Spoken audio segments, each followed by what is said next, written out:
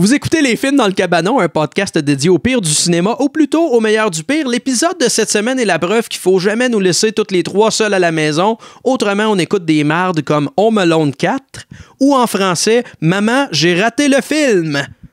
Qu'est-ce que t'en as pensé, toi? J'ai de la crise de marde!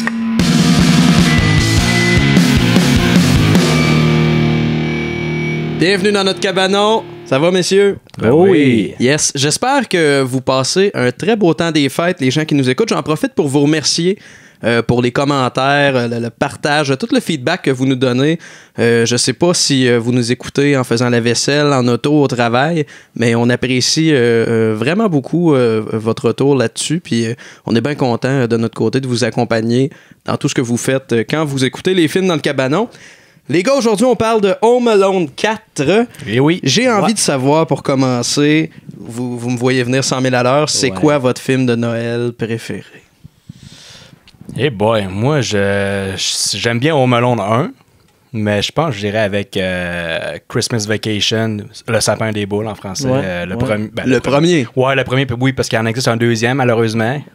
Puis, il n'y a pas grand monde qui savent ça, mais oui, je te dirais, Le sapin des boules, Christmas Vacation, c'est pas mal le must, le film sacré que je dois écouter à chaque année, absolument. Tu le réécoutes à chaque Noël? Chaque Noël, ouais. Jean-Gab? Ma blonde serait bien déçue que je dise pas Home Alone, parce que nous aussi, on l'écoute à chaque Noël, le 1 et le 2. Ouais. Mais mon film à moi de Noël préféré, c'est Les Gremlins. OK. Moi, je sais pas, ce film-là, j'ai écouté quand j'étais jeune, puis j'ai tout le temps resté comme accroché là-dessus. Tu sais, je tripais sur les genres de Fais-moi peur puis Chair de poule dans le temps. Ouais. C'est un genre de film un peu de même. T'as de la comédie, t'avais de l'horreur, puis Noël est un peu accessoire là-dedans, mais Vraiment. mais ça se passe dans le temps de Noël, fait que je me clenche pas mal à tous les ans aussi. Mais tu vois, moi, je l'ai écouté pour la première fois l'année passée, ce film-là. Puis je me disais, Colin, ça va devenir un must de Noël pour moi aussi, je pense. Ouais. Ah, c'est vraiment bon comme film. C'était bien fait, c'était pas cheap. Non. Puis Non, puis c'est comme une alternative aux films de Noël très clichés qui nous viennent en tête, là, les Grinch et le Miracle de la 34e. Hey, starte-moi pas ce film de tabarnak. Mais les Gremlins, c'est vraiment comme un film familial un peu, mais violent. Tu sais, comme il se faisait dans les années 80, des films un petit peu plus... C'était pas des films familiaux. Mais tu sais, même les adultes pouvaient aimer ça. C'était pas juste pour les enfants. Parce que le côté trash, mettons, c'est les bébites qui crèvent. Ouais. Fait que vous dire que ça en permettait plus. Tu sais, genre comme d'en mettre dans le blender, mettons. Ouais, c'est quand même gore. C'est très gore. C'est gore, mais c'est une bébite qui n'existe pas. Fait ouais, qu'il c'est allait ça. plus loin, là. C'est juste du jus vert, en fait. C'est pas du sang, tu sais. Ouais, c'est ça, exact. Mais quand même, la mère, je pense qu'elle se fait pas attaquer. Elle se fait griffer dans la face. Elle se fait griffer, ouais. Je sais pas s'il y a du sang. Il y a du monde qui meurt, me semble, là-dedans. T'avoue que je m'en souviens pas. Moi, c'est une écoute à date, ce film. Mais la meilleure scène, c'est la petite vieille qui revole par la fenêtre. Là. Ouais, oui. La vieille handicapée. Là. Ouais. Le meilleur bout. Ouais. Ben, moi, messieurs, ces deux films, il y a beaucoup de films de Noël que j'apprécie, notamment les Home Alone 1, Home Alone 2.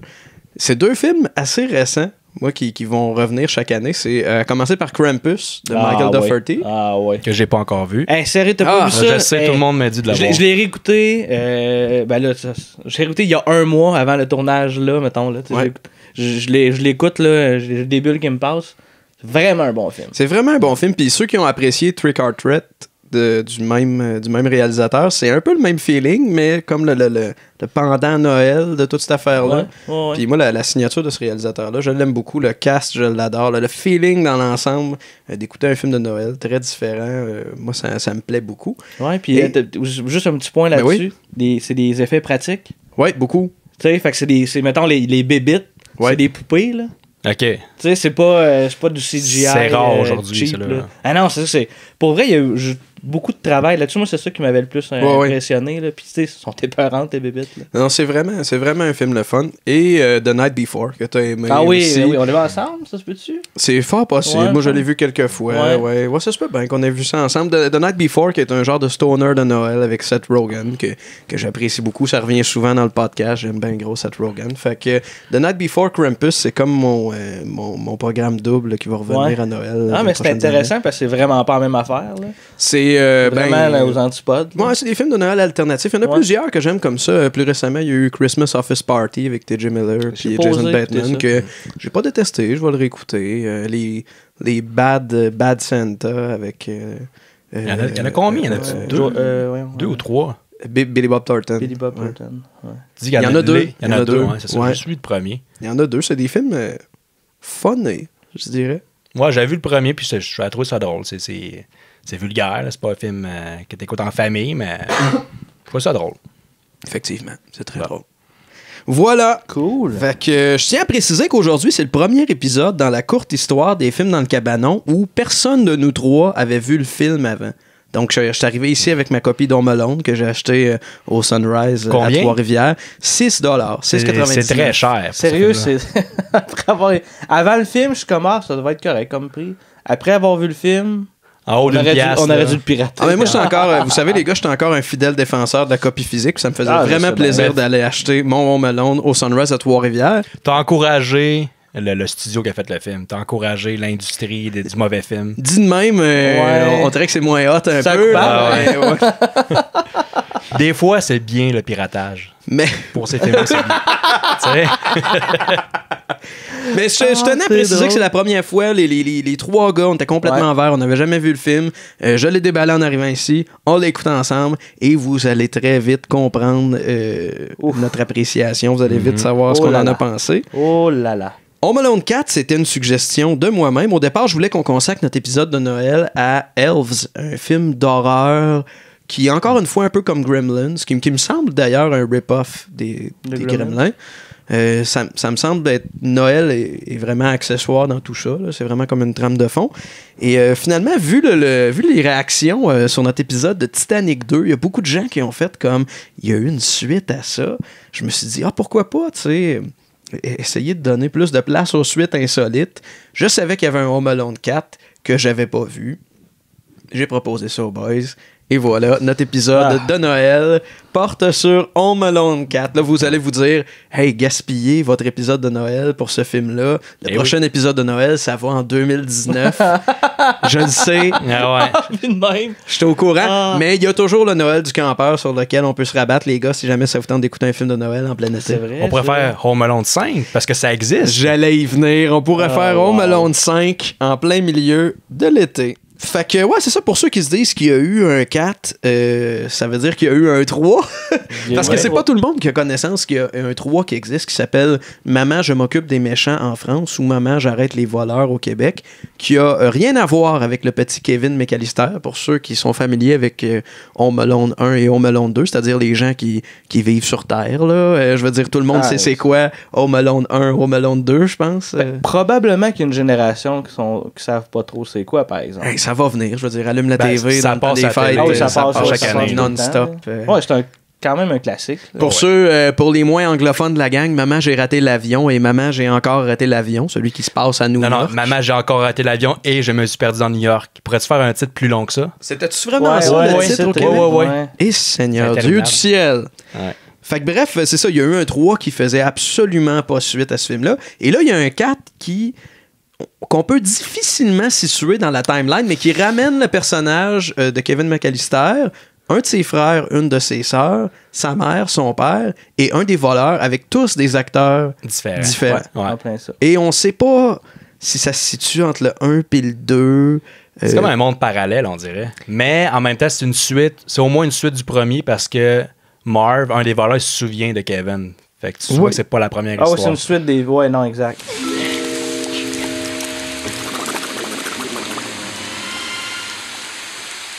You! Hello, Marv. What? Long time no see, huh, kid? Is that the prince? No, that's Kevin. Kevin, Vera, Kevin. C'est peut-être entre les deux premiers, justement, mais c'est pas clair. Ça peut pas être entre les deux premiers. Pourquoi donc? Parce que Harry est en prison dans ce film-là. Ouais. Puis entre le 1 et le 2, Marv et Harry sont en prison parce qu'ils sortent de prison genre dans leur truck de poisson. Sont ouais. C'est assez nerd. Dans ce cas-là, il y a encore plus de discontinuité dans le temps parce qu'il y a beaucoup d'objets, il y a beaucoup de props dans ce film-là qui n'existaient pas au début des années 90. Puis on va y revenir peut-être plus tard dans le podcast. De toute façon, ça fait pas de sens parce que Kevin, le personnage, il vieillit pas. il a le même âge que dans le premier, mais c'est pas le même acteur. Puis ça fait aucun sens, en fait. Puis de toute façon, ça fait pas de sens que ce soit la suite du 1 puis du 2 parce que c'est mauvais en Ah oui. crise. Ah ouais. Le film fait pas de sens. L'existence de ce film ne fait pas de sens. C'est comme la suite qu'on veut oublier. Là, tu sais, Ouais. dans les Vendredis 13, il y en a comme une panoplie, puis il y en a tout le temps une couple qui sont comme reniés par les fans, par les réalisateurs qui sont détestés de tous. Ben voilà, Home Alone 4. Film télévisé, petit budget.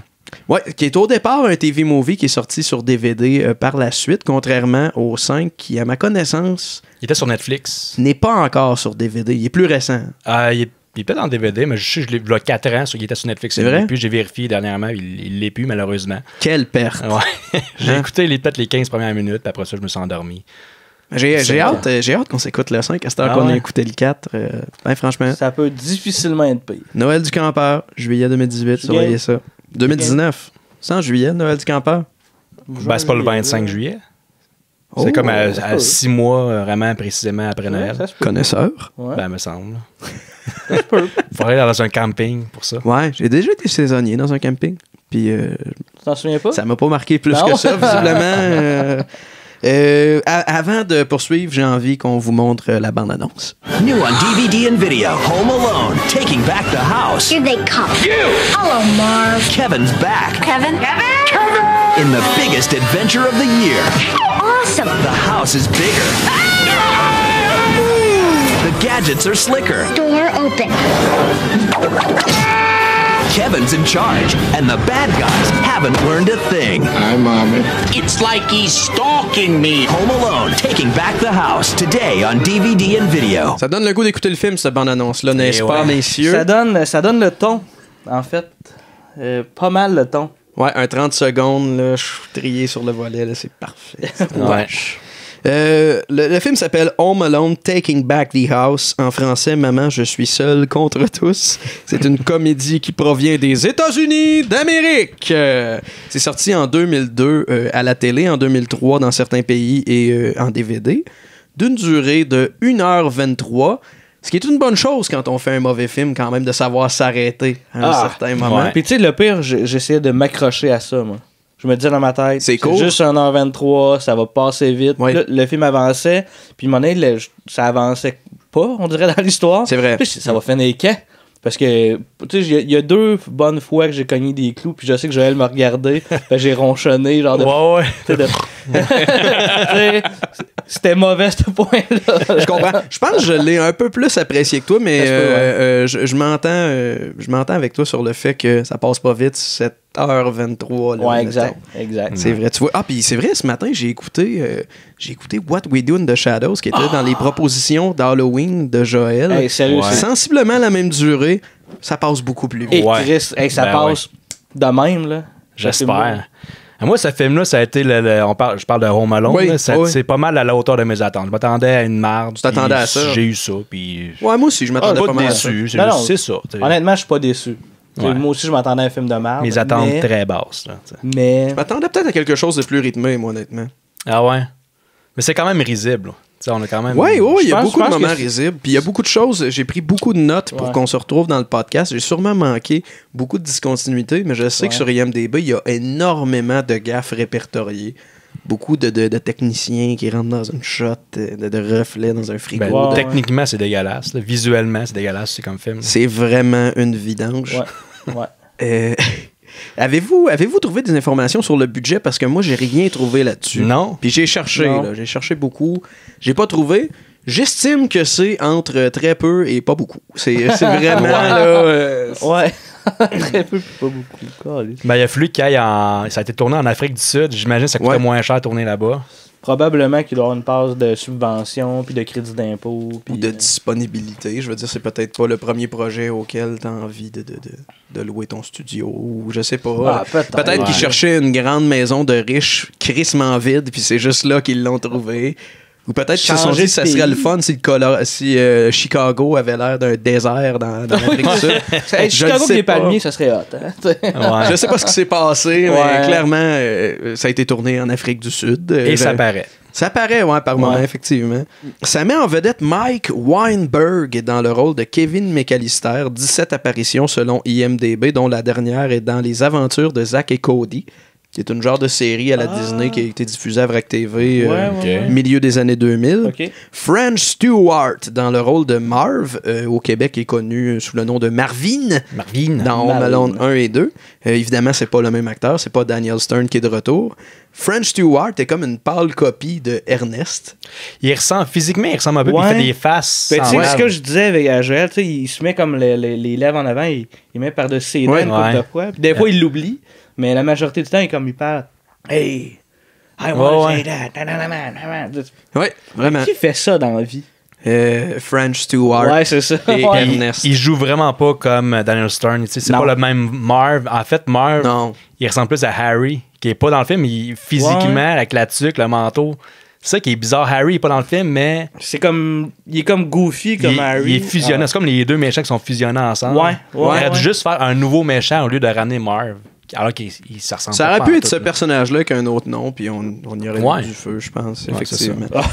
Cet acteur-là, French Stewart, a joué dans Inspecteur Gadget 2, une production de Disney qui était destinée à sortir, si je me souviens bien, directement sur VHS et sur DVD. Je pense pas que ça a bénéficié d'une sortie en salle, contrairement au premier. Je sais pas, je m'en souviens pas. J'ai vu ni un ni l'autre. Ici, dans mes notes, j'avais, entre parenthèses, Inspecteur Gadget 2 et beaucoup de marde. Ah, OK. Je pense qu'il y avait un rôle dans Third Rock from the Sun, un sitcom assez connu. Ouais, ça, je l'ai pas écouté, mais c'est quand même connu, c'est quand même reconnu comme sitcom. Il a joué dans Stargate aussi. Le film de 94, là. Il y a Eric Avary dans le rôle de Prescott, qui est comme le majordome de la maison. Carrière en dents de scie pour ce gars-là, j'ai pas pris de note. Il y avait énormément de projets, mais ça s'en va un peu comme. Lui, j'ai dans le fond, l'existence de ce gars-là. Moi, je l'aime d'emblée, mettons, dans ce qu'il va faire, uniquement à cause de Stargate. Ouais, il parce qu'il joue. Il s'appelle Cassuf là-dedans. Dans le fond, c'est comme la première fois qu'il traverse la Stargate. Dans le fond, c'est comme un gars qui accueille, dans le fond, les Américains. Fait que moi, c'est comme un. Dans mon imaginaire d'enfant, mettons, ce gars-là, genre, c'est comme un genre de gentilhomme, mettons. Là. Puis, j'ai regardé un peu dans son IMDb, là, puis comme je disais tantôt, c'est comme si le gars fait comme 2 à 3 projets par année depuis genre les 20-30 dernières années. C'est un homme qui travaille beaucoup. Fait que je comprends le dans aussi. Vraiment, il choisit pas tant. Il fait beaucoup de rôles secondaires. Oui, énormément. Ouais, puis on vit pas non plus d'une apparition dans une série télé. Non. Tu sais, genre un épisode de NCIS par année. Pas que ça, tu te payes un chalet, je pense. Non. Puis le gars, le personnage est comme une pâle. Un peu une pâle copie entre Tim Curry puis le gentil monsieur à l'appel dans Home Alone 1. Ouais. À peu près 75% du film. À la fin, il décroche un peu de son personnage sévère, on dirait, là, avec le petit gars. C'est comme le butler. Mais tout avant, là, il est dans les petits sourires en coin. Pareil, comme dans Home Alone 2. Là. Tim Curry, pour ceux que j'ai perdu, c'est le gars qui joue le méchant maître d'hôtel dans Home Alone 2 et qui joue Pennywise dans la version originale de It. Seul qui a été, à mon humble avis, largement détrôné par son remake l'année passée. Mais là, oui. Seigneur. C'est dans la Trump Tower, en plus, je pense, qui est majordome. Ah, c'est possible. Dans Home Alone 2, c'est possible. Non, c'est le... Comment ça s'appelle déjà? Mais non, c'est pas là, c'est un hôtel qui est plus un hôtel aujourd'hui, je pense. Ah, mais il croise Trump, en tout cas, dans l'hôtel. Oui, c'est ça. Il croise Trump. Ouais. Ça fait un caméo. Missy Pyle dans le rôle de Vera, qui est l'assistante et la copine de Marv. Cette actrice-là, on l'a vu dans Galaxy Quest, dans Dodgeball, qui est un film que Jean-Gabriel a bien aimé. Je me souviens pas de l'avoir vu avec un rôle principal, cette actrice-là, mais tu la reconnais, on l'a vu, je l'ai vu à quelque part, tu reconnais sa face. Toujours un peu dans le paysage, un peu comme Rick Avery. Mais c'est quand même quelque chose d'impressionnant. Malgré la carrière en dents de scie, le fait qu'il soit toujours là. C'est quand même mode. Ça veut dire qu'il se fait engager, fait qu'il doit être professionnel, il doit rendre ce qu'il veut. Possiblement. C'est ça. Puis Home Alone 4, c'est un chèque de plus. Hein. Je sais pas ça paye combien. Oui. Pas assez, mais... Le film est réalisé par Rod Daniel, qui est décédé en 2016 et c'est son dernier film d'ailleurs. C'est le réalisateur de Teen Wolf avec Michael J. Fox, de K9, chien de flic en français. K9. Ouais, K9, ça fait, c'est K9, c'est comme canin en anglais. K9, c'est ça le jeu de mots. K9 en français. Moi, quand j'étais petit, je voyais ça K9. Pourquoi K9? C'est quoi c'est le nom de code, le nom du chien, je pense, là, K9. Je comprends ce que tu essaies de dire. Je suis aussi attardé que toi quand t'étais petit. Ouais, c'est ça. C'est clair. Parfait. Il a réalisé aussi Beethoven 2. Hein? Fait que toutes les personnes qui ont eu TVA dans leur téléviseur ont vu Beethoven 2. Ouais. Beethoven, qui en a à peu près 12. Là. Ça serait bon. Ils ont exagéré, ouais. C'est un peu comme Home Alone. Ils ont exploité l'original qui a vraiment pogné. Puis ils sont rendus vraiment trop loin. C'est rendu des bébés à cette heure. Là, comme les Buddies, les Tubby. Ils l'ont échappé. Ils sont rendus dans l'espace, les Buddies. On aurait pu se lancer là-dedans pour un épisode de Noël. Peut-être pour la deuxième saison des films dans le cabanon. Il y a beaucoup de films de Noël avec des petits chiens de Noël. Il y en a un puis un autre. D'ailleurs, la gang des Mystérieux Étonnants en ont parlé. Un moment donné, ils ont fait un genre de top 5 de films de chiens de Noël. Ah, c'est drôle, ça. C'est très intéressant. Ah ouais. Vous souvenez-vous de parenthèse, le meme Grumpy Cat? Non. Ouais? Ouais, oui, je me souviens du meme Grumpy Cat. Il y a un film sur ce chat-là. Mais non, ça dit que c'est mauvais. Ouais, je l'ai vu, c'est dégueulasse. Là. Ça vieillit mal parce que le meme, on s'entend qu'il est mort. Là. For anyone that loves Christmas stories about Here we go. goodwill, I don't care. joy, No. and peace to all, Fail. then You are a loser. Are you serious? Of course I'm serious. Look at my face. this Christmas, You were talking to me. What are you, some kind of blonde witch? I heard all of that. Stop it. You stop it. You stop it, witch. when it comes to the holiday spirit, Don't get sappy on me. Wait, I forgot. It's a Lifetime movie. all pets are off. Dude, grab that cat. Puppy, no! Guys, guys! Le DOP! Oui, l'excellent DOP. Le DOP qui a fait une job remarquable tellement c'est à chier. Le gars s'appelle Peter Benison. Ça a été le directeur photo pour l'équipe B sur Battlefield Earth. Oh! Des choses qui arrivent. Pour ceux qui ont écouté notre épisode sur Battlefield Earth, Excellent film. Vous savez comment Jean-Gab et moi, on s'est pas compris sur ce film-là, mais pas en tout. En fait, c'est juste Jean-Gab qui écoutait le film. Nous autres, on dormait, je pense. Nous autres, on n'était plus capables, tellement c'est dégueulasse. Le premier projet de fiction pour lequel Peter Benison est crédité comme caméraman, c'est un film qui date de 1979 ou 1980 qui s'appelle Les Jeunes Québécoises. C'est une comédie érotique, humoristique, 18 ans et plus, pas mal certain. Et il s'en faisait beaucoup des films comme ça au Québec. Et sincèrement, moi, j'ai fait mes recherches tard hier pour ce film-là. Et là, comme d'habitude, j'ai stalké toute l'équipe sur IMDb pour voir c'était quoi les différents projets sur lesquels ils ont travaillé. Et quand je suis tombé sur Les Jeunes Québécoises de Peter Benison, ça a allumé quelque chose en moi. J'étais curieux de savoir, OK, ce gars-là a travaillé au Québec, visiblement. Le film s'appelle Les Jeunes Québécoises, sûrement pas un film irlandais. Puis j'ai cherché et je suis tombé sur une espèce de recap du film. Et je pense que ça vaut la peine que je vous glisse ça là. Les personnes qui écoutent ça en présence de leur enfant, ce serait peut-être un bon moment pour aller les coucher. Est-ce que tout le monde là? Ah oui! Vive la famille!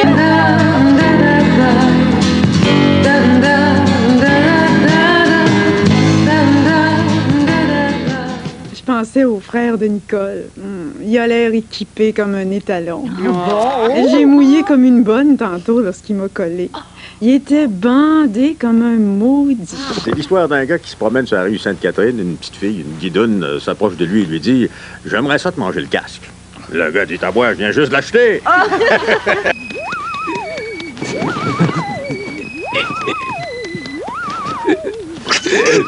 J'ai trouvé la clé des menottes, mais je me demande si je devrais te délivrer. Fais pas folle. J'ai envie de pisser comme un fou. Regarde. À quoi ça peut bien servir? Ah! Écoute, ça n'a pas de Christy de bon sens, ce montage-là. Ça commence avec 4 femmes qui font un chin-chin avec des vibrateurs. Ça ensuit d'une joke de mangeage de casse. Et ça n'a pas d'allure. Ça serait peut-être bon de le faire dans le podcast. À un moment donné, peut-être pour la Saint-Valentin, on verra. Je me demande, les gens qui nous écoutent, vous commenterez là-dessus. On va savoir si vous vous êtes rendus à approximativement 20-25 minutes. Ça vous intéresse-tu, un épisode spécial dans le bout de la Saint-Valentin sur le film Les Jeunes Québécoises? Moi, ça m'intéresse. On mettra le lien comme dans les commentaires pour qu'ils regardent. Il doit y avoir des bandes annonces. Il y a une espèce de montage d'extrait de 4 minutes que je t'ai présenté tantôt. Okay. Ça n'a pas de Christy de bon sens. Mais je pense que ça pourrait être bien intéressant, sauf peut-être un peu cru. Là, on va censurer l'image un petit peu. On n'aura pas le choix. Avec des graines puis tout. Là, on peut pas à moins qu'on sorte notre épisode sur Dailymotion. Qui visiblement, eux autres, s'en contre-torche. Le synopsis du film, tel qu'on peut le lire sur Allociné, va comme si. Va comme suit. On va dire ça de même, hein? On va dire comme du monde. C'est ça. Ah ouais, vas-y. Fait que là, je vais le lire. Ouais, c'est ça. Tenez-vous bien. Maintenant que ses parents sont séparés, Kevin doit passer ses vacances avec son père chez la petite amie de celui-ci, qui vit dans un véritable palace bourré d'une tonne de gadgets dernier cri, mais il est loin de se douter qu'il devra mener une véritable guerre éclair pour déjouer le plan de dangereux malfaiteurs. Ouh! Hein? Ça donne-tu pas le goût, ça? Ben, semi. Puis, tu sais, il explique pas tant dans le. Même que moi, j'ai eu un doute avant qu'on écoute le film à savoir est-ce qu'ils l'ont appelé Kevin pour garder ça flou ou c'est vraiment Kevin McAllister et c'est vraiment Kevin McAllister et son père Peter et sa mère Kate. Son frère Buzz puis sa sœur, je sais plus quoi le nom. On s'en crisse. C'est weird parce que dans les originaux, il y a 2 frères, 2 sœurs, puis dans celui-là, il y a juste un frère et une sœur. Je sais pas qu'est-ce qui est arrivé aux 2 autres. Là. Vendu en Afrique du Sud. Ben oui, c'est ça, il était là. Ouais. On passe le film en revue, les gars, ça vous tente? Oui. Je sais plus, là. Il y a de la job quand même, on va commencer ça de suite. Le film part avec un logo très cheap en animation 3D. Logo très décevant compte tenu du fait que ce film-là, Home Alone 4, arrive quasiment 10 ans après le premier, je pense. On a fait le même. Il y a 12 ans même. Le premier, c'est en 90. J'étais même pas né quand le premier est sorti. Oh, oui, Anthony! Ben, j'étais même pas bébé Anthony, j'étais spermatozoïde, Anthony. T'es la gorgée que ta mère a pas avalée. Oh! Kleenex Anthony. C'est vraiment dégueulasse comme intro. Ouais, c'est vraiment pas beau. Ouais. Et s'ensuit du travelling dans la maison, un peu comme dans le premier. Puis si je me trompe pas, dans le deuxième aussi, où la caméra se promène, puis là, on voit tout le monde se courir. Puis là, les gens sont un peu hystériques, l'espèce de famille incontrôlable avec la folie du temps des fêtes qui arrive. Et là, on voit Kevin qui écoute une cassette, une espèce de cassette souvenir du temps où son père était là. Parce que, faut le dire... Ses parents sont divorcés. Voilà, les parents de Kevin, la belle petite famille soudée dans Home Alone 1 et 2. Les parents sont séparés. Fini.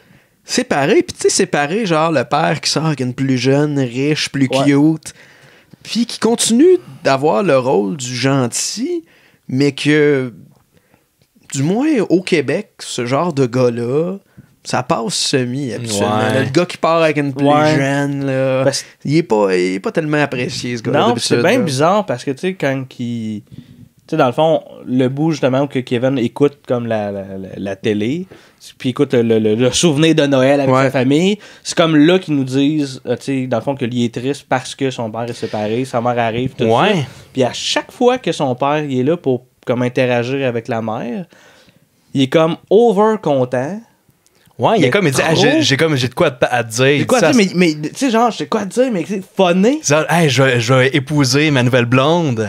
Puis j'aimerais ça que mes enfants ils viennent à Noël. Puis fuck you. Comme, ben voyons donc. Il n'y a pas de cœur. Non, je sais, puis elle dit, ah ouais, ben là, ça fait pas 8 mois qu'on est séparés. Well, you know, Natalie and I are living together. And when our divorce is final, I'm going to marry her. Really? You're getting married again?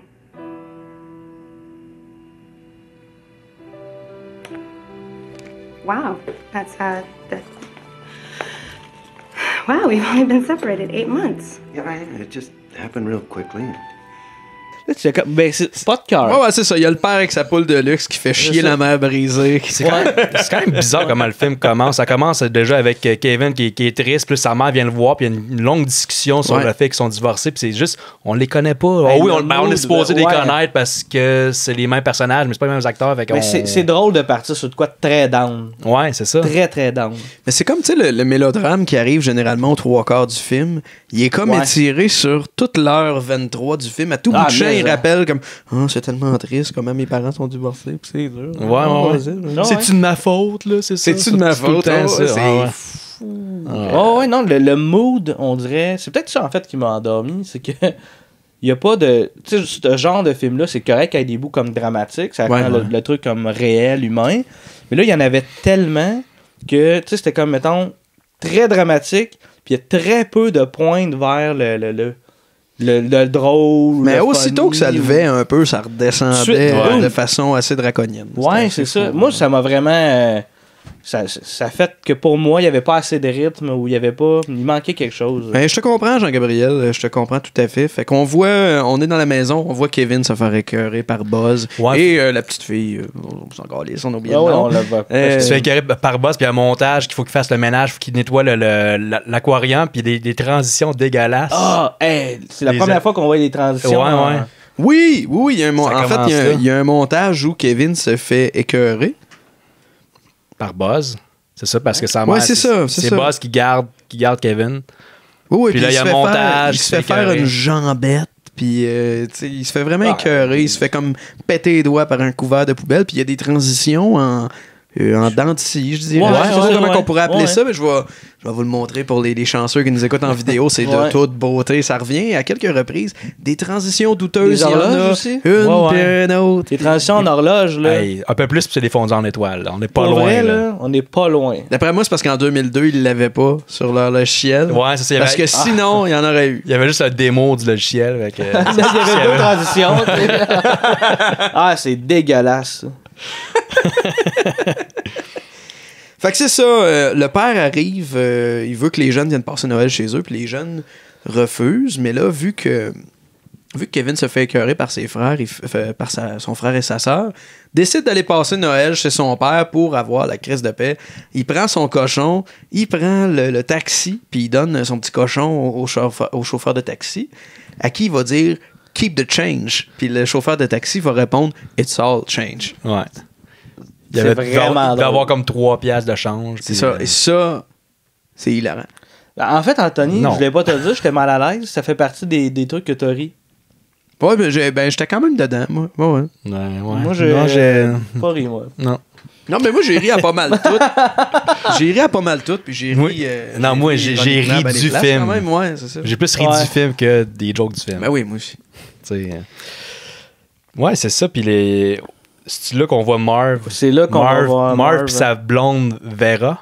Ouais, en char. En char. Ouais, c'est ça. Ils sont dans une voiture qui est clairement pas...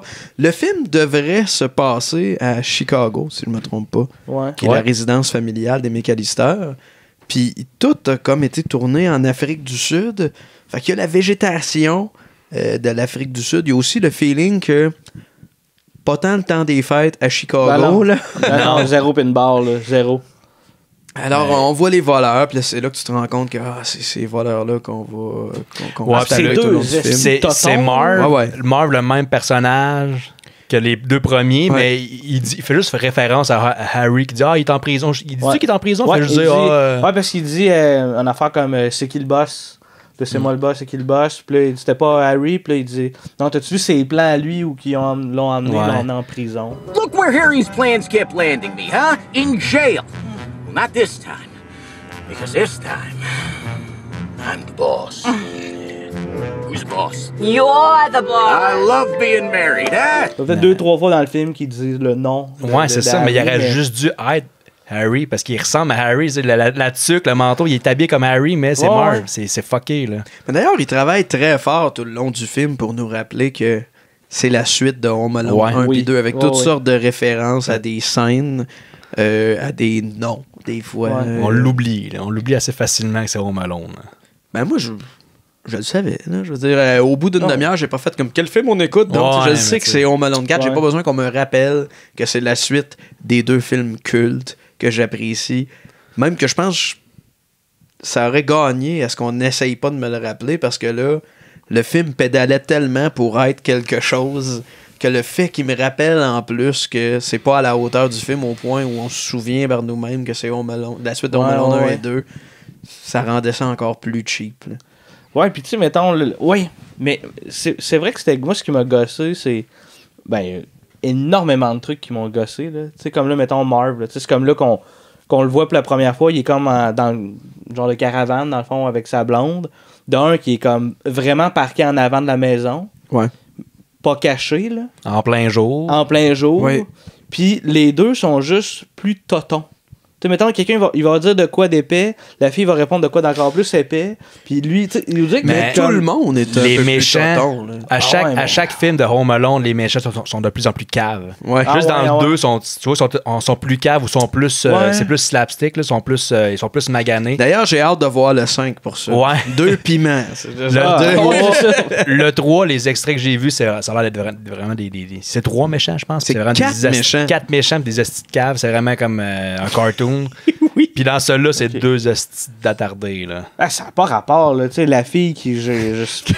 quand Marv, il reste pogné dans la clôture... Tu l'as fait, oui, ben c'est vraiment non loin de ça. Marv essaie de rentrer, essaie de passer par la clôture, puis il est incapable parce qu'il est trop épais. Puis la clôture, c'est pas une clôture qui se referme. Là. Les portes vont chacun de leur bord. La clôture est bien lousse, mais juste, elle s'est un peu refermée sur lui, puis il était pogné là. De la même façon que des figurants se tirent un peu partout dans une scène de film catastrophe. C'est... Sauf que là, il y a juste lui. Fait qu'on s'en rend compte qu'il est vraiment ça marche épais, pas, là. Ça marche vraiment mais non, pas. Je suis d'accord. Puis il tombe, puis il y a comme de la poussière qui revole. Il y a comme un truc de poussière sur l'asphalte, puis à un moment donné, dans le film, on le revoit. Ouais. Faire la même affaire. Il veut trop être drôle. Comparativement au le premier film, les méchants, c'était des épais, mais ils étaient drôles pour vrai. C'est juste Marv avec la tarentule d'en face, on a ce petit cri, là. C'est drôle pour vrai. Là.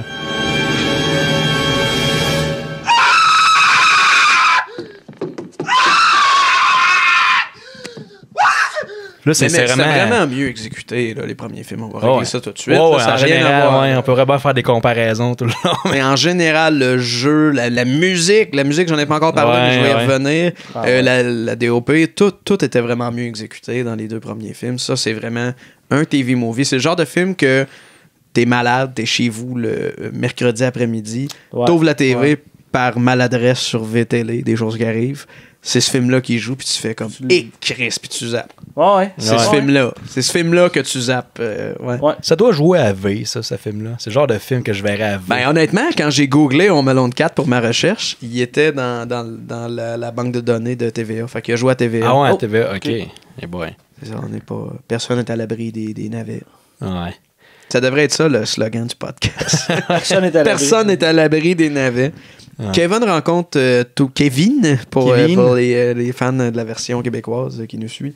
Kevin rencontre toutes les personnes qui travaillent dans la maison, qui sont dans la maison, c'est-à-dire son père Peter, la blonde de son père Nathalie, le majordome qui s'appelle Prescott et le penchant femme du majordome, je sais pas trop comment on pourrait l'appeler, la bonne qui s'appelle Molly. Fait qu'il rencontre tout ce monde-là dans la grosse maison de riches tellement vide, là. C'est comme des gymnases. Elle est tellement vide, cette Christine Maison-là. Elle a des plafonds de comme 30 pieds de haut, mais rien, ces murs, là. Des grands murs de J-Prog gris, c'est vide. Vide. C'est comme quelqu'un qui se paye un appart trop cher pour lui puis qui a juste les moyens d'acheter comme une chaise de patio pour mettre dans le salon. Là. Ça ressemble à ça. La seule pièce qui est remplie, c'est la chambre de Kevin, puis il y a une télé en green screen. Le gros green screen, un gros mur de green screen. Il découvre sa chambre qui est une télé entourée de, je dirais, 9 ou 12 petites télés qui, à plusieurs moments dans le film, diffusent très précisément la même image. Puis quand j'ai vu ça, je me suis dit... À quoi ça sert? Qui a pensé que c'était peut-être une bonne idée de regarder la télé, mais comme plusieurs fois la même affaire? Télé, puis dans les petites télés autour de la grosse télé. Exactement. C'est comme la maison est tellement technologique... La clé de la maison, c'est comme un genre de petit appareil, puis là, il parle à l'appareil, puis il se passe des trucs, genre ferme les rideaux, allume le feu, nettoie le feu, puis ouvre la porte. Les portes de cette maison-là s'ouvrent par commande vocale. Mais à toutes les portes, là. Tu sais, il arrive en avant une porte, open the door, puis la porte s'ouvre, mais à quel point... t'as raison. À quel point, dans la vie, t'as besoin d'arriver en avant d'une porte, sortir comme ta clé, là, ton truc... d'ouvrir la porte vocalement. Non, je pense pas. Je pense pas que ça a déjà été un frein pour quelque chose. Je pense pas que quelqu'un est déjà arrivé en retard à quelque part en disant excuse-moi, il fallait que j'ouvre la porte. il y a Kevin qui fait le tour de la maison, puis la mère appelle le père parce que Kevin, quand il s'est taillé, il l'a pas dit à personne. Hein, fait que sa mère est comme, oh, ben, il manque un petit. Il en manquait déjà 2. C'est ça. Il manque un petit. Fait qu'elle appelle le père, puis elle est comme, comment il est arrivé chez vous? Puis elle comprend que il a pris le taxi, puis il est arrivé, puis il est sain et sauf. Puis le père est comme, merci de l'avoir laissé venir. Puis la mère est comme, ben, c'est parce qu'il m'a pas vraiment consulté. Hein? Il est parti seul, rien que sur une gosse pendant que j'étais pas là.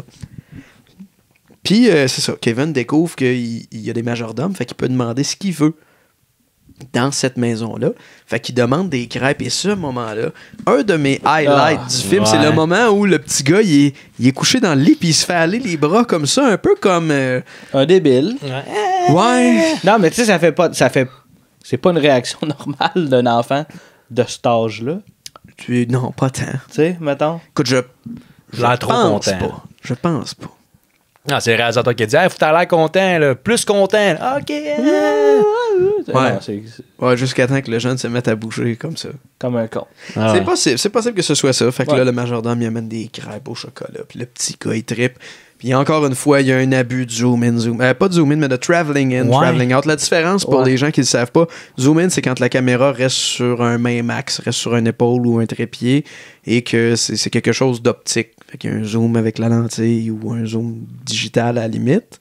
Tandis que le traveling, c'est quand le caméraman où l'équipe se déplace avec la caméra. Et dans ce film-là, le traveling in, traveling out, la caméra qui avance, qui recule, il y en a comme un abus. À un certain moment... C'est pas approprié. C'est non loin de ça, en fait. Quand Kevin découvre la maison, la caméra est comme très près d'une porte. La caméra recule pour qu'on découvre Kevin et son père et Nathalie près de la porte. Et ravance quand la porte est ouverte. Pour passer dans la chambre. Et ça, oui, exactement. Et ça, c'est rien à comparer de tout ce qui nous attend.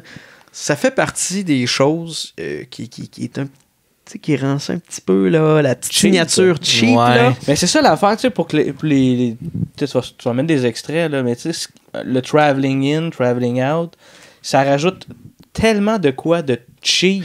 Mais on dirait que c'est un challenge. Un challenge de OK, le DOP dit on est capable de faire ça.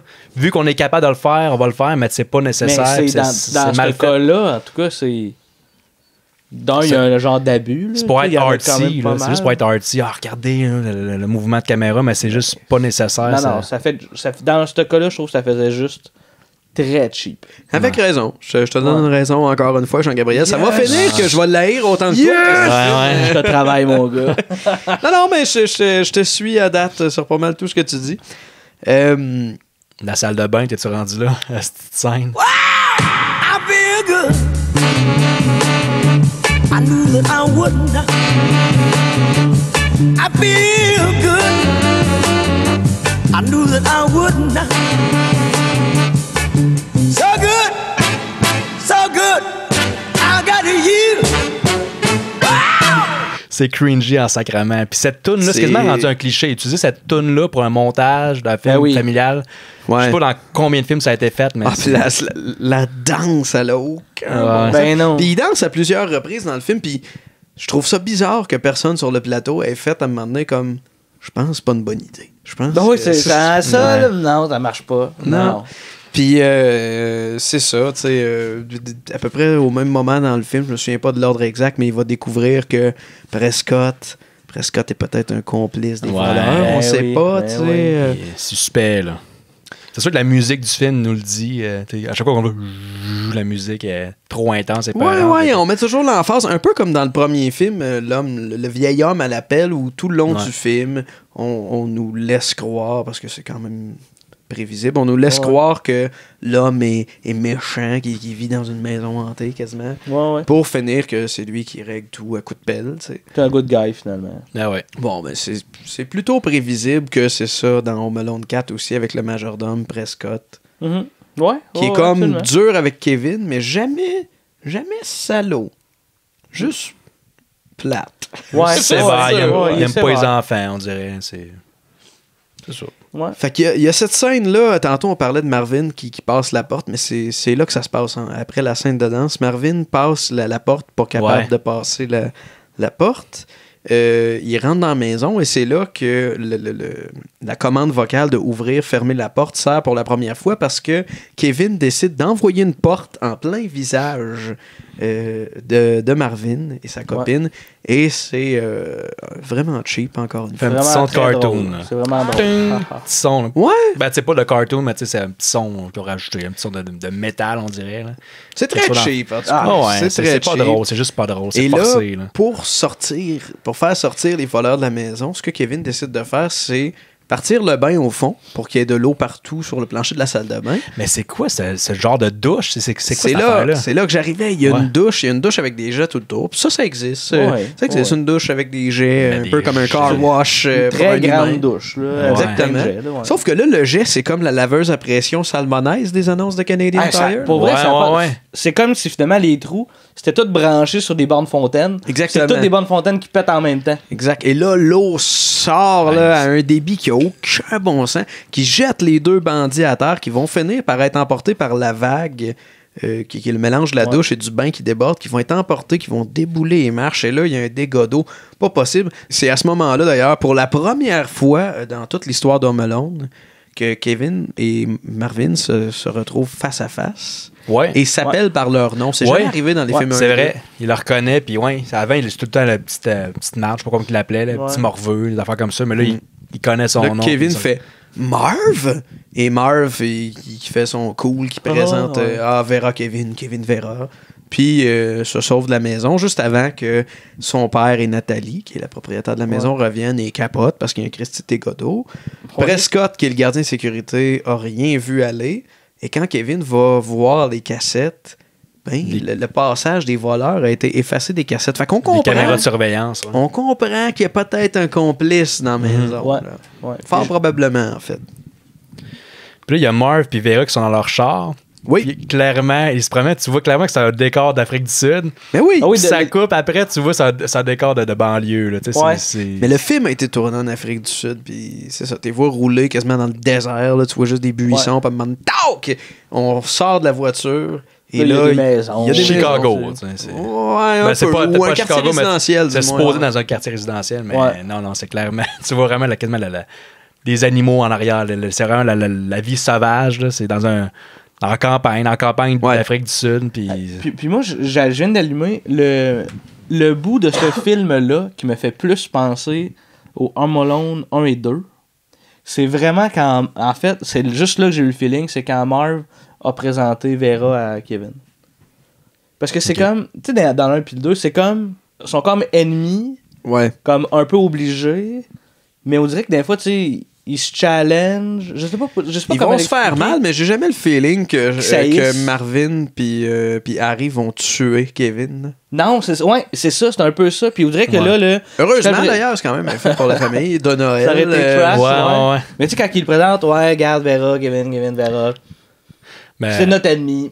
Puis ils s'en vont. Je sais pas, c'est comme le feeling que ça m'a donné. Ça fait trop longtemps qu'ils sont là, fait qu'ils se sauvent avant que le paternel revienne. Mais c'est quand même le tuer dans le deuxième à la fin, mais ils ont un gun avec l'espèce de glu de c'est vrai, t'as bien raison. Petra, je sais pas trop, mais il est pas capable de servir de son gun. Oui, je dis n'importe quoi. Family Guy avait fait un bon gag là-dessus. Voici Home Alone avec des voleurs compétents, puis il tire une balle dans la tête de Kevin. Pas de témoin. Non, il arrive dans une maison, puis attention, il y a des petites voitures à terre, faut attention de pas tomber dessus, puis il voit Kevin. Hey, vous m'attraperez jamais, tire une balle dans la tête. Pas de... Oh, wow! C'est vraiment drôle. Dans Family Guy, ça? Dans Family Guy, tu devrais pouvoir trouver l'extrait. C'est un génie, cet homme-là.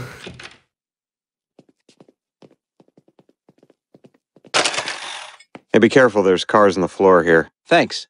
That's weird, huh? Yeah, the doorknob was really hot, but I just let go instead of holding onto it. And there's some ice on the stairs to the basement, so I guess just don't go down there.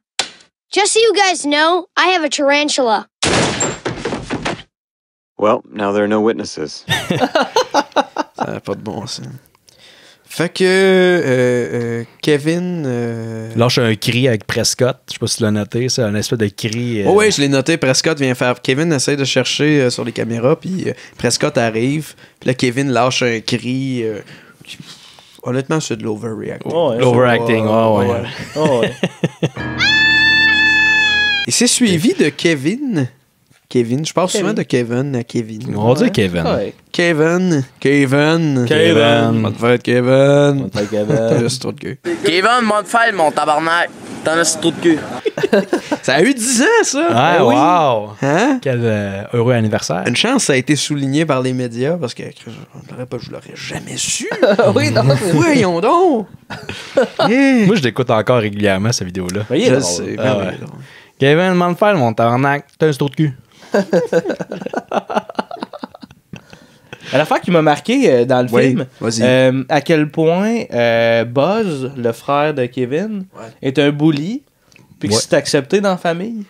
Ouais, tout comme le monde Kev- vit bien que le fait. Sa À part mère. Kevin, évidemment. À part Kevin, ouais. Sa mère, elle, genre, elle s'entorche. Ouais, tu sais, il décore le sapin, puis il disait, ah, s'il était là, j'aurais fait un wedgie. Ah oui, tu aurais fait ça, c'est drôle. Ouais, oh, c'est cute. Kevin always puts on the star.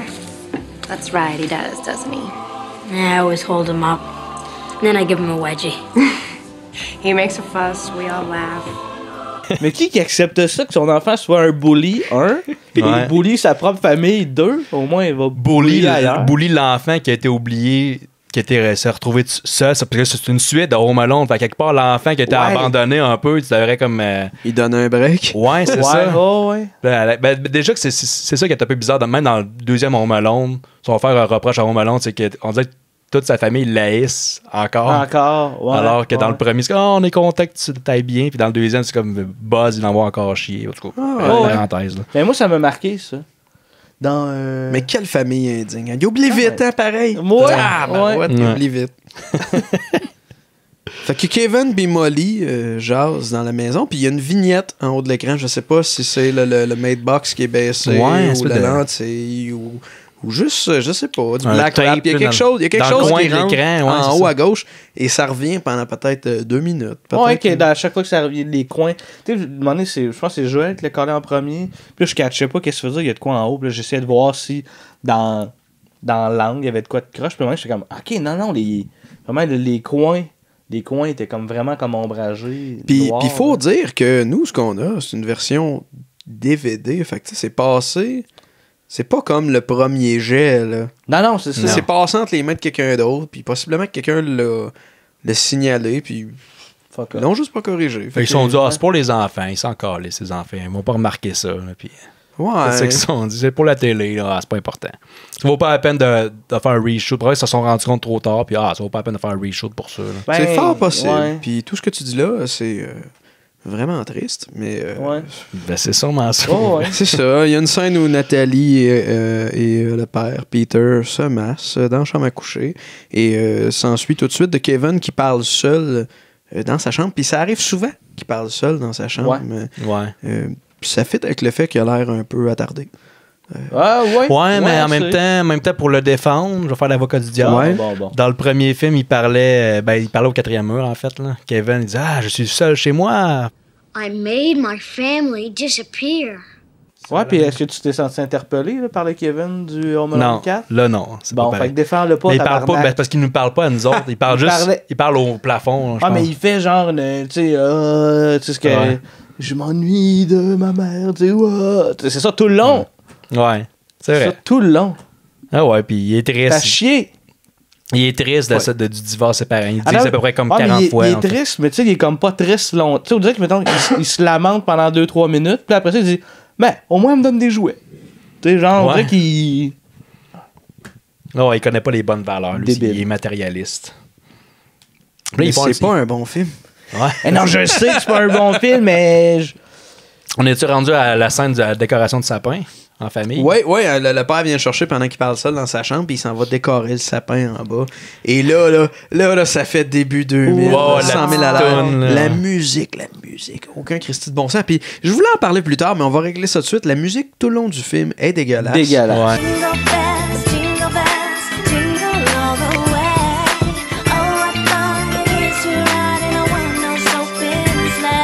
Je suis allé voir c'était qui a fait la musique. Ouais. Je vais vous dire le nom, peut-être. Ouais, ben ouais, c'est intéressant. Ouais. Moi, ça me rappelait là, les films là, vraiment très années 80. Là, peut-être plus 90. Oui, vas-y. Le compositeur s'appelle Teddy Castellucci et a composé la musique de nombreux films. Et ça me fait vraiment toujours plaisir d'être capable de faire un lien avec ça et de cogner sur le clou à chaque fois. Ouais. Il a fait la musique de nombreux films de Adam Sandler. Oh! Yeah! Je reviens souvent avec ça. Puis les gens qui nous écoutent depuis le début, encore une fois, cette courte histoire que les films dans le cabanon pour l'instant, savent à quel point Joël ne trippe pas sur Adam Sandler. Puis moi, j'aime rappeler qu'il n'aime pas Adam Sandler. J'aime Adam Sandler des années 90. Bon, OK, regarde, il a fait la musique de The Wedding Singer, Big Daddy. Ça va jusque-là, je pense. Ouais. Little Nicky. Commence à dropper tranquillement pas vite. Mr. Deeds. Ça commence, c'est limite, là. Ton préféré, 8 Crazy Nights. Ah, c'est dégueulasse. C'est dégueulasse comme film. Anger Management avec Jack Nicholson. Ça, je l'ai vu, 50 First Dates avec Drew Barrymore. Ça, c'est bon, ça. Je l'ai vu des bouts. Moi, bref, non, ça, c'est un bon film. Pouvez-vous croire, quand on écoute la musique de Home Alone 4, que ce gars-là a fait la musique de ces films-là. Tu sais, qui sont tous des films qui ont sorti en salle. Ouais, c'est pas le même genre. Pas mal tous des films, à part peut-être être Crazy Night, qui est pas sorti en salle à ma connaissance, tous des films qui ont remporté un certain succès populaire. Tu sais, c'était à l'époque où Adam Sandler, il y avait du monde qui allait voir ses films en salle, puis c'était pas du straight to Netflix avec un deal semi, Mais dans ce film-là, la musique, on dirait que c'est la musique stock. C'est la musique de synthétiseur. C'est pas la musique orchestrale comme dans les premiers films. Les premiers films, c'était John Williams, parce qu'on part de loin quand même.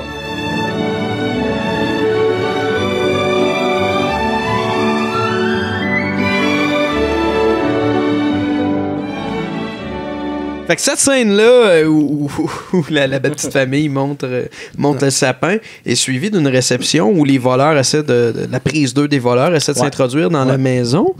Ça a pris du temps avant qu'on les revoie, les voleurs. En fait, ça n'a pas pris tant de temps que ça. C'est juste que ça passe tellement pas vite. Tu sais, tout le long, on sait pas trop où que l'argent de la fille vient. Elle dit qu'elle est en 80 ans en publicité. Mais là, c'est comme une réception qui est faite pour une famille royale. Ouais, c'est ça. Parce que le plan des méchants de Marv et Vera, c'est de kidnapper le prince royal. Qui est un jeune qui a de l'âge à Kevin, c'est ça, à peu près. Mais là, c'est comme remis au lendemain. Ouais, mais tu sais, je veux dire, à quel point t'es importante dans ce gars-là pour recevoir la famille royale chez vous. OK, la pub, c'est payant, là, mais là, on dirait qu'elle est multimilliardaire. Là. Puis on dirait qu'elle est née là-dedans aussi parce qu'elle n'a aucune idée comment ça marche, les vrais humains. Là, mais clairement, la pub, c'est une défaite pour blanchir de l'argent pour ses vraies activités parce qu'elle fait ben trop de cash. J'en connais du monde qui travaille en pub. Là. Ils n'ont pas un manoir avec 2 employés à temps plein. Qui ont leurs appartements annexés à la maison. Non, ces gens-là, ils ont un 4,5 avec un plancher croche et des cartes de porte croche, comme tout le monde qui travaille en pub. Mais là, les méchants, ils testent. Ils veulent kidnapper le prince avec un sac. Puis là, Marv, il teste avec sa blonde. Il la met dans le sac, puis elle descend par la fenêtre. Mais c'est quoi ce plan-là? Sérieux, c'est tellement con, là. En fait, il s'est dit, je vais descendre Kevin par le sac, par la fenêtre. Puis pour faire le test, je vais le tester avec quelqu'un qui pèse 4 fois le poids de Kevin. Fait qu'il descend sa blonde par la fenêtre et là, Kevin, le crochet qui retient le sac. C'est ça, cette bout-là, j'étais plus sûr. Parce qu'ils veulent se débarrasser de Kevin avant, ils veulent le kidnapper avant de kidnapper le prince. Ah, crime. C'est une question qui se pose là. Moi, je pensais que c'était le prince qui voulait capturer. C'est peut-être le prince, t'as raison. Parce qu'ils disaient tout le temps, là, ça devrait être la chambre du prince. C'est parce que c'est tellement clair. Regarde. C'est ça qui arrive. Là. Ça arrive des fois que je t'en veux, Anto, parce que j'ai l'impression que t'as pas écouté le film. Là. Quand je reprends, mais ça, je peux pas t'en vouloir. Ouais, mais là, il n'y a rien de clair dans ça. On va mettre de quoi au clair. Là. Je pense qu'on l'a déjà dit dans le podcast, mais les films dans le cabanon, là, on écoute le film ensemble, toi et trois. On prend des notes en l'écoutant, puis on en parle tout de suite après. On n'a pas de recul. C'est pas un show, là. On vient de l'écouter. C'est pas un mémoire qu'on fait. Ça se peut qu'on se trompe. C'est ça. Puis on l'écoute pas chez nous avant. On l'écoute, on prend des notes. Fait que bien souvent, moi, puis je prends beaucoup de notes. Je regarde, j'ai comme à l'endos de toutes mes pages de notes prises à l'ordinateur, j'ai des notes comme ça. Donc je prends énormément de notes. Ce qui fait que des fois, j'ai la tête baissée, je regarde plus le film. Puis il faut dire que je manque pas grand-chose parce que le créneau de notre podcast, c'est d'écouter des mauvais films. Maintenant. Je te trouve pas mal agressif. C'est quoi? Ça va? Il y a... Tony? Juste à revenir au film. Il y a Prescott, parce que Kevin, il pense que Prescott, c'est le complice des méchants. Mais oui. Fait que là, il l'enferme dans un frigidaire. Oui. Ouais, c'est bizarre. Puis dans la scène d'après, à la réception, on voit Prescott en glace. Mais c'est ça qui est bizarre. Dans le milieu de tout le monde. Parce que j'étais comme calé, il y a comme un genre c'est comme si c'était une statue de glace, mettons. Ouais. Là, j'étais comme, hein, c'est dommage bizarre qu'il ait mis de quoi à l'intérieur de la glace. Puis là, tout est dit, ben, crime, c'est Prescott. Là, j'étais comme, hein? Puis tu vois, ça, c'est un passage que je n'ai pas vu. Je savais qu'il avait enfermé Prescott dans la chambre froide. Toi, tu me croyais pas. Mais là, c'est stupide. Oui, c'est ça. Je disais, ouais, c'est ça. C'est stupide. C'est impossible que ça soit ça. Évidemment, la glace, elle tombe, elle se brise, et à l'intérieur, Prescott. Mais voyons, tabarnak! Ça fait pas de sens. Ouais, puis là, c'est Kevin qui se fait punir pour ça. Mais jamais les parents. Toujours vivant, hein?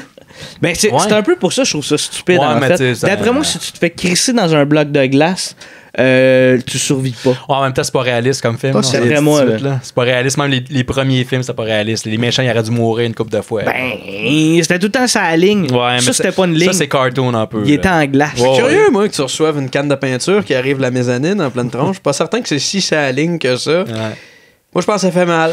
Non, je te dis pas que ça fait pas mal, whatever, qu'il aurait pas dû avoir plus de conséquences, mais c'était pas genre une balle de gomme dans la tête, là, genre puis qui survit, là. Le gars, il est dans un bloc de glace. Ouais. En tout cas, bref, j'en conviens. Kevin, il garoche quoi? Il garoche de la peinture sur les méchants qui se font passer pour des cuisiniers. Ils sont là. C'est la soupe. La soupe, ouais, c'est ça. Puis les parents, Peter, le père de Kevin, puis Nathalie, ils blâment. Ils disent « Ah, t'as gâché la soirée. » Mais jamais ils vont aller vérifier les caméras. Oui, il y a un complice qui a brouillé les images, mais jamais ils sont allés voir « Hey, quelqu'un qui a brouillé les images. » C'est même bizarre, ça. T'sais. Jamais. Puis cette scène-là où Kevin garoche, je sais pas quoi, je pense de la soupe sur les brigands. Là, les brigands tombent assis sur le four et là, ça déclenche une réaction en chaîne à la destination ultime où tout le monde tombe sur la table du banquet. Mais genre, même des extras là, qui sont juste là puis ils se tirent à terre comme « Ah! » même c'est comme aucune raison. Tu sais, genre, comme si Kevin, il courait autour dans la salle. Ah, c'est comme une ligne de domino, là. Tout se met à tomber. Et c'est la dernière fois que Kevin se fait réprimander avant ce qu'on pourrait appeler, je pense, le 3e acte, où c'est là, en fait, qu'il se fait enfermer avec Prescott, parce qu'on découvre que c'est Molly! Wow! Et non Prescott. La et femme de ménage. Là, il y a un plot twist, là, la bonne Molly. C'est elle qui est le man inside, je pense que c'est comme ça qu'il s'appelle. Inside man. Inside man. Ouais, c'est elle, la complice des voleurs. Et non seulement c'est la complice des voleurs, mais c'est la mère de Marvin. Oh! Ça, on l'avait vu venir quand même. Avec c'était sa mère, non. Ben, moi, j'ai pas vu. La mère, non. La mère, non. Si ça avait été Prescott, ça aurait été vraiment mauvais parce que chaque fois qu'on le voyait, il y avait l'air super méchant avec la musique épeurante. Mais c'était clair que c'était pas Prescott parce que c'est un pattern de Home Alone. T'sais, la personne qui a l'air pas fiable est en fait le meilleur ami de Kevin. C'est ça dans le premier avec le vieil homme appelle. C'est ça avec la folle au corbeau aussi dans le 2. Ouais. À ce moment-là où Prescott et Kevin sont enfermés dans la cave pendant que Molly, Marv et Vera, les 3 brigands, font absolument rien dans la cuisine. Ils veulent voler un invité qui va arriver le lendemain. Fait qu'ils sont juste là. Ils sont à côté de même, là. Exactement. Attention à la crèche. Ouais, la belle crèche. Faites attention. Hein. Pour les gens en auto, il y a une petite crèche sur notre table dans le décor. Parce qu'on a décoré notre cabanon en Noël, un petit peu. Là. Ouais, une belle petite concept. Crèche. Belle petite crèche. Ils sont dans le cellier, dans la cave, mais tu disais qu'il y a des fenêtres. Oui, il y a des fenêtres. On en voit clairement. Mais le problème, c'est pas qu'il y a des fenêtres dans la cave. Le problème, c'est que ils savent pas comment se sauver. Puis il y a des fenêtres, câlisse, puis jamais qu'ils essayent de se sauver par une fenêtre. Oui, vas-y. Voilà, mais ils ont Prescott, ils ont un cellulaire. Puis il donne le cellulaire à... Hey, puis Kevin disait, je peux-tu prendre ton cellulaire? Ben oui, puis il appelle sa mère. Puis c'est Boss qui répond, ben, va chier, t'as un cellulaire, espèce de riche. Ouais. Puis il essaie de la rappeler une deuxième fois, puis ça marche pas. Puis après ça, il n'y a plus de batterie. C'est juste que Chris appelle la police à la place. Tu sais, pourquoi tu appelles ta mère quand t'es enfermé, puis il y a des brigands, appelle la police, ce type d'épée. Exactement. Puis à aucun moment, ils le font avant la fin du film. Ouais. Mais ils pensent quand même à un moment donné, le majordome qui est là depuis toujours, fait « Ah oui, c'est vrai! » Il y a une espèce de petit ascenseur pour transporter les repas. Tu sais, ce qu'il y avait comme dans les couvents en 1800. Eux autres, ils ont ça dans leur maison high-tech, l'espèce de petit ascenseur où tu peux juste comme transporter un lunch du 3e étage jusqu'au sous-sol, mettons. Là. Ouais, puis il y a Marv qui passe pas, je suis décapité par ça. Oui, parce que Kevin sort par là et là... Je me souviens plus comment ça se passe. Parce que lui, mettons, il s'est comme monté, mettons, d'un étage plus haut. Ouais. Puis il dit, je suis là. Fait que là, Marv, il se met à la tête, il regarde en bas. Fait que lui, il se laisse dropper par en bas. Exactement. On parlait des objets que Kevin a eu pour Noël, l'espèce d'écouteur d'espion, pour enregistrer. Ouais. Il a enregistré Marv en train de dire à sa blonde, t'es une conne, je sais pas trop. Puis il a fait jouer ça dans une pièce pour déjouer un peu. Parce que dans le fond, c'est Vera qui arrive dans une pièce, puis elle dit Hey Marv, qu'est-ce que tu fais? Puis Kevin, il fait jouer cet enregistrement-là. Ouais. Puis là, elle se fâche, puis les deux, ils se chicanent, puis ça a servi juste à ça. Il y a comme. Puis on voit une scène qui enregistre tout ça, puis sur son ordi, puis sur un CD. Tout ce trouble-là, juste pour créer une chicane entre les deux méchants. Pis ça... Ouais, puis qu'il n'y a pas tant d'emphase là-dessus. C'est ça, c'est juste, faut qu'ils servent d'un accessoire. Non, mais ça fait partie du chaos du troisième acte. Je veux dire, Marv reçoit une étagère sur lui. Un peu comme. C'est dans le 1 ou dans le 2 qu'il y a quelqu'un qui reçoit une étagère, qui est couché à terre, puis il y a une étagère qui tombe dessus. La peinture, là, dans le 2, ça. Dans le 2? Possiblement. La peinture, même affaire. Là. Il y a sa blonde qui arrive. Aussi. Il se pogne. Ça les ralentit, mais en même temps, ça les ralentit. Puis le jeune est comme dans un cadre de porte en train de rire. Fait que je sais pas ce qu'est le but de ralentir quelqu'un quand c'est pas pour te sauver. Là.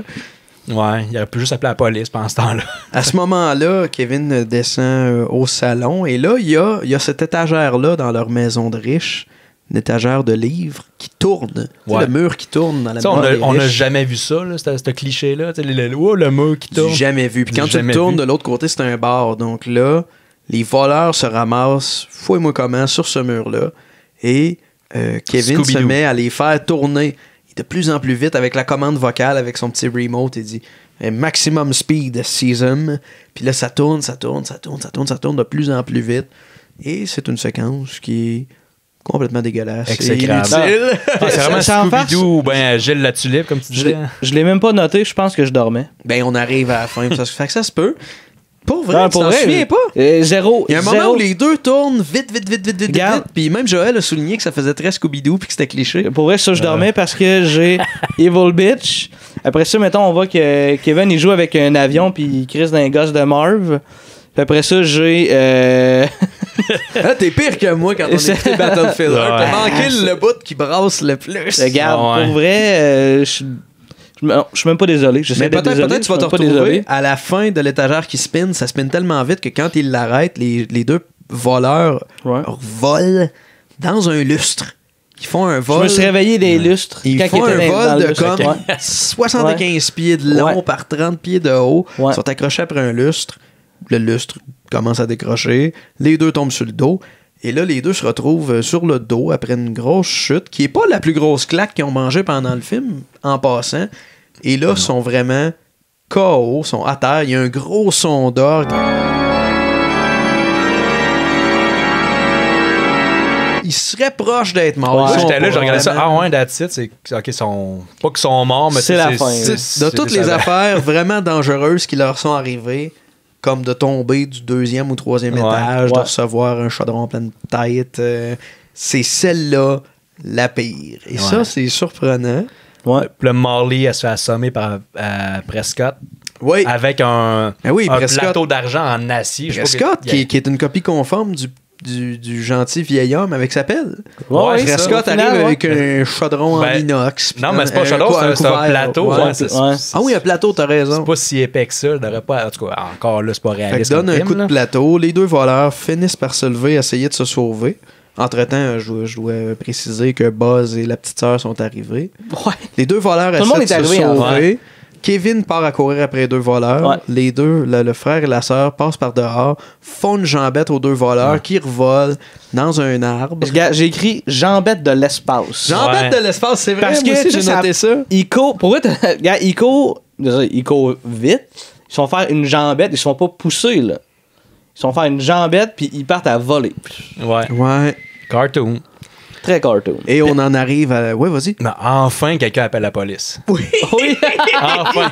Quelqu'un appelle la police et on en arrive à la toute fin du film où là, la police arrive. Nathalie revient avec les invités qui devaient être kidnappés. La mère, le frère, la sœur, le père, tout le monde est là. Et c'est là que le père dit, regarde, moi, j'ai comme perdu de vue l'important. Je retourne avec ma femme auprès de mes enfants. C'est ça l'important. il dompe sa poule de luxe, puis il retourne avec sa femme. Puis sa femme dit rien à propos du fait que le gars était sur le bord de se marier après quelques mois de séparation. Ça, 8 mois pour sa femme est comme, oui, je te reprends, certain que je te reprends, je t'en veux pas partout pour tout ce que t'as fait.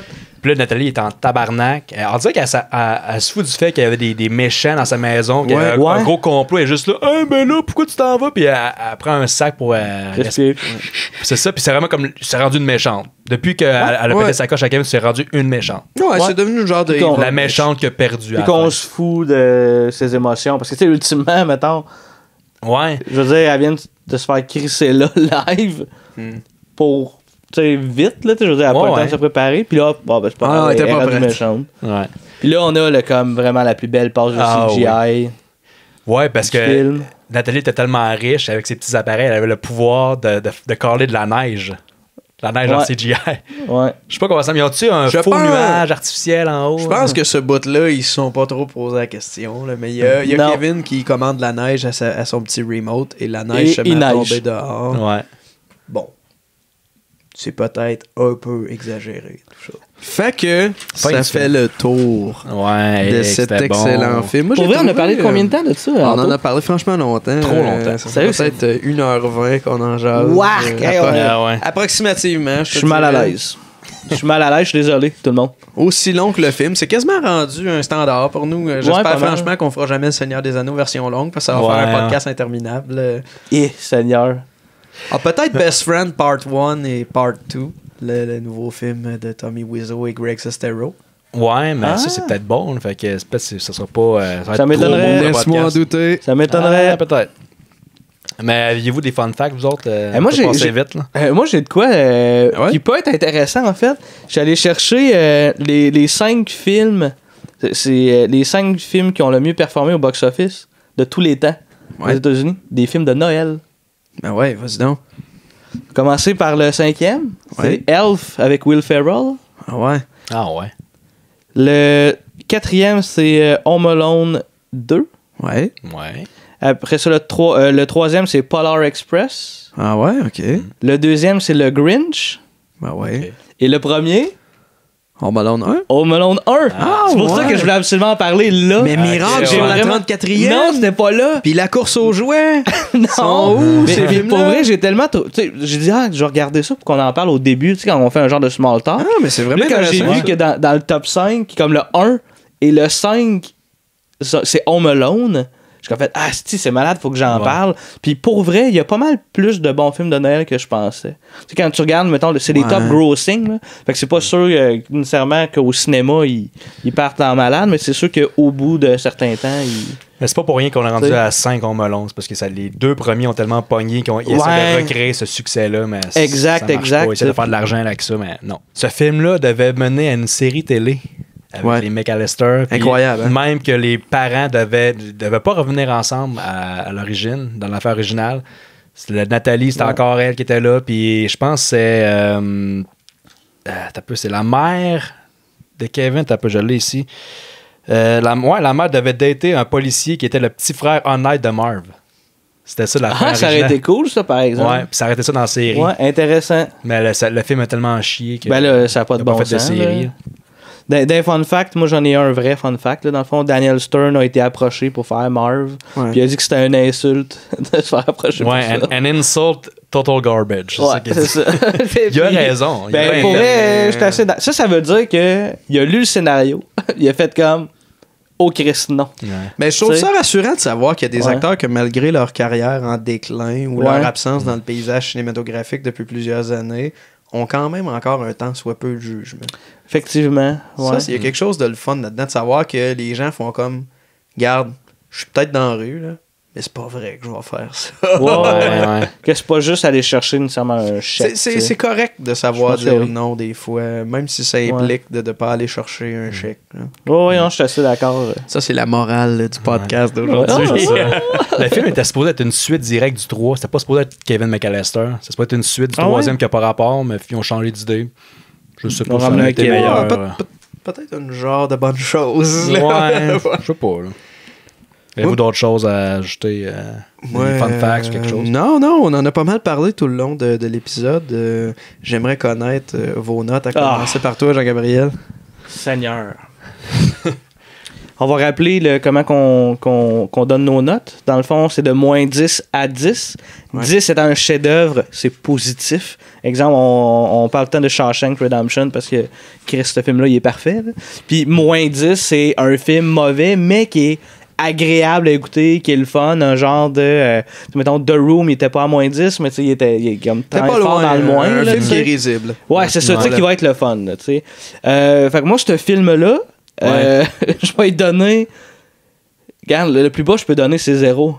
OK. Ah ouais, à ce point-là. Ben, je vais lui donner moins 1, juste pour le clin d'œil que j'ai parlé, qui a même pas rapport là, de quand il présente Kevin à sa blonde, quand Marv la présente. Ça n'a pas rapport. Je suis peut-être le seul sur la planète que pour lui qui fait un lien avec les Home Alone 1 puis 2, mais je vais donner un moins 1. Pour vrai, d'un, je me suis endormi.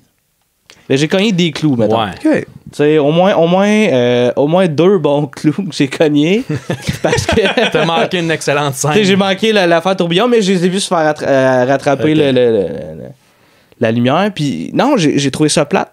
J'ai vraiment trouvé ça plate. On dirait que c'était plein d'essais, de plein d'affaires. Ça n'a pas marché. Tu sais, mettons, il n'y a rien qui fait plus rire qu'un coup dans les couilles. Il y en a un avec un gros avion, puis j'ai pas ri. J'ai pas ri non plus. Tu sais, mais on aurait dû rire à ça. C'est fait pour rire, tu sais, un coup d'un gosse. Mais là, c'était pas drôle. Ah, mais il n'y a pas vraiment de gag réussi. Moi, j'ai ri beaucoup par... Tabarouette que c'est mauvais. Ouais, moi aussi, j'ai ri. J'ai beaucoup ri du film. Je conseille pas ce film-là à personne. Ben je peux pas dire, écoute-le, c'est un bon film mauvais. Non, c'est vraiment un film mauvais.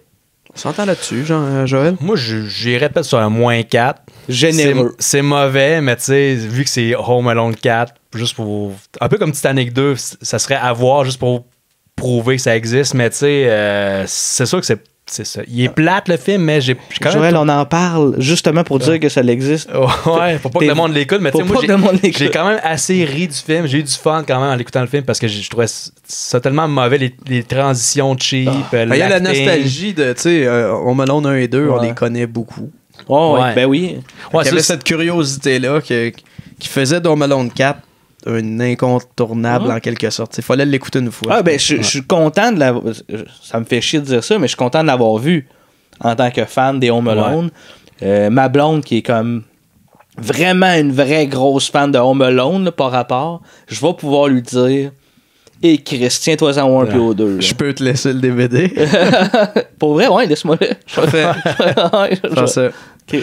D'ailleurs, le DVD, cette face-là, c'est la fameuse face du premier film.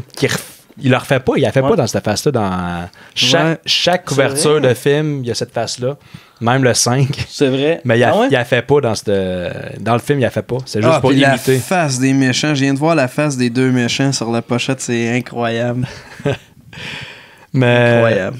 Sa tête a été grossie, on dirait. Ça se peut, ouais. Non, c'est mauvais. La fille, comment qu'elle chic la gomme tout le long. Qu'est-ce qui s'est passé? Toi, Anto, ta note? Moi, j'ai donné un moins 3. Hey, vous êtes généreux. Moi, je l'ai trouvé risible, le film, à plusieurs moments. Il y avait beaucoup de gaffes. Puis je sais que je le réécouterai pas une deuxième fois parce qu'il y a tellement de mauvais films à écouter que on fournit plus. Puis ça, c'est sans compter les bons. Fait que je pense pas que je vais le réécouter. Mais honnêtement, je sais que j'ai manqué beaucoup de... J'ai pas porté attention aux discontinuités techniques, au faux raccord, aux techniciens qui rendaient un coude d'une shot à quelque part. Puis je sais qu'il y en a beaucoup parce que sur la fiche IMDb, il y en a comme 2 pages. Il y en a vraiment beaucoup.